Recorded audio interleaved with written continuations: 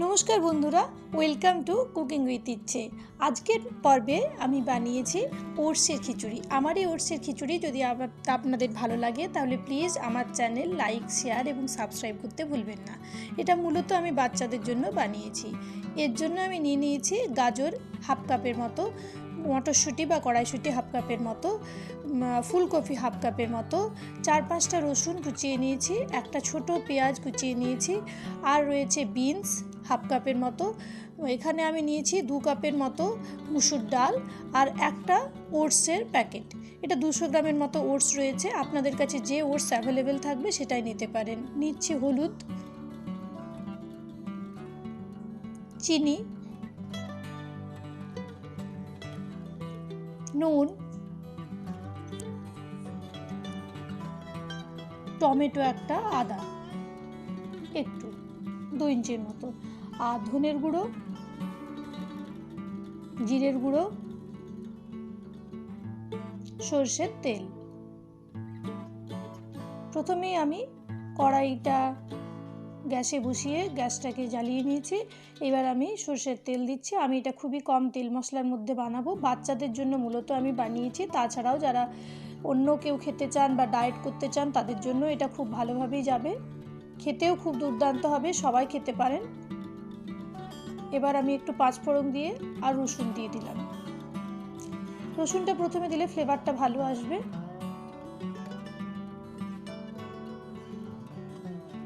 এবার দিয়ে দিচ্ছি পেঁয়াজটা।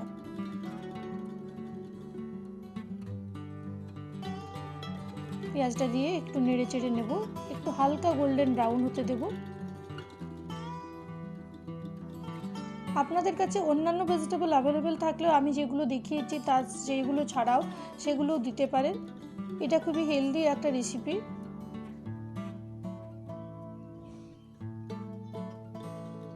দেখুন আমার পেঁয়াজটা গোল্ডেন ব্রাউন হয়ে এসছে মোটামুটি,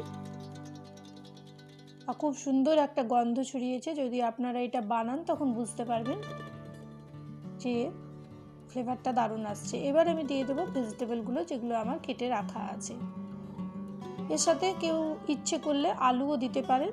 আমি এখানে আলুটা দিইনি, আপনাদের ইচ্ছে হলে আপনারা দিতেই পারেন। আলুতেও বাচ্চাদের ওয়েট গেইন হয়, তাছাড়াও মটরশুঁটি, গাজর এগুলোতেও ওয়েট গেইন হয়, মানে ওজন বাড়ে। এবার আমি একটু ফ্রাই করে নেব এগুলোকে। দেখুন আমার অনেকটাই ফ্রাই হয়ে গেছে। এবার আমি একটু আদা বাটা দিলাম,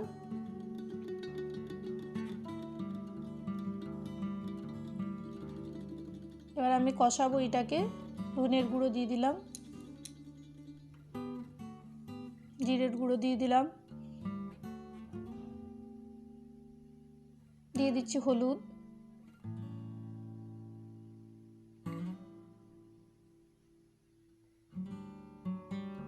স্বাদ মতো নুন,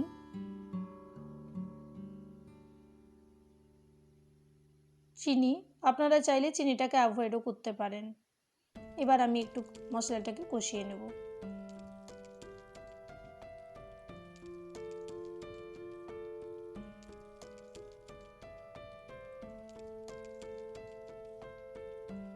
এখানে খুব একটা তেল ইউজ করা নেই, হালকা আছে আমি এটাকে কষিয়ে নিচ্ছি। এবার আমি দিয়ে দেবো টমেটো। টমেটোর থেকে জল বেরোবে ততক্ষণ অবধি আমি কষবো।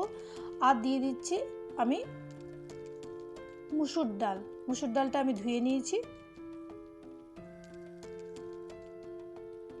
মুসুর ডালটা ধুয়ে আমি ধীরে ধীরে এটার মধ্যে দিয়ে দিচ্ছি।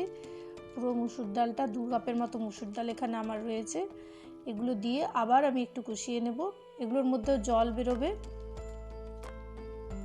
ভালো করে কম আঁচে ধীরে ধীরে কষাতে হবে।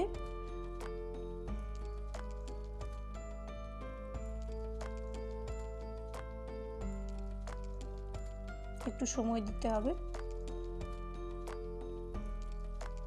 নিচে যেন না ধরে যায় সেজন্য মাঝে মাঝে নিচে নেড়ে দিতে হবে, না হলে কিন্তু খিচুড়ি নিচে ধরে গেলে অনেক সময় আমাদের খেতে ভাল লাগে না।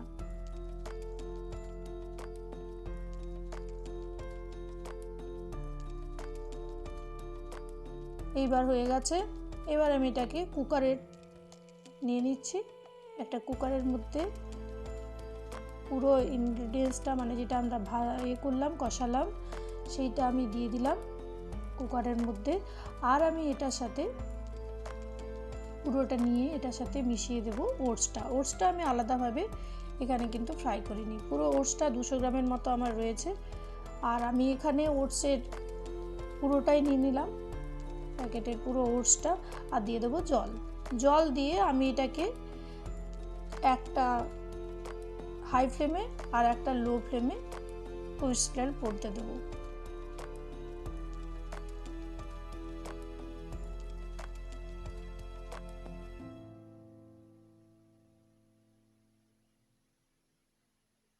জল মোটামুটি আমি 3 গ্লাস আর হাফ দিয়েছি।